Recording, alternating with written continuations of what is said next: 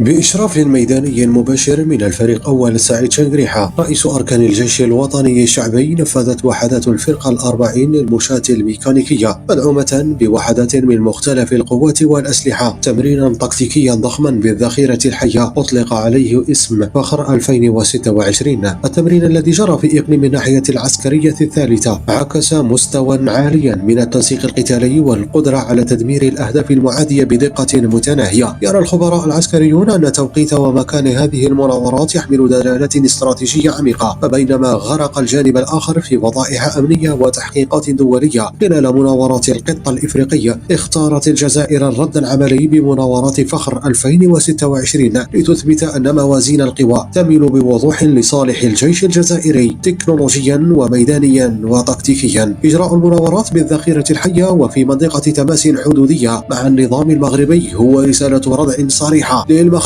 ومن يتحالف معه، مفادها أن أي محاولة للاستفزاز أو الاقتراب من الحدود ستجابه بقوة نارية ساحقة وتدمير فوري. كما أن إشراك هذه الفرقة النوعية مدعومة بمختلف الأسلحة طيران، مدفعية وقوات برية يؤكد أن الجيش الجزائري انتقل إلى مرحلة الحروب الرقمية والتنسيق اللحظي بين القوات، بما يجعل اختراق منظومته الدفاعية أمرا مستحيلا.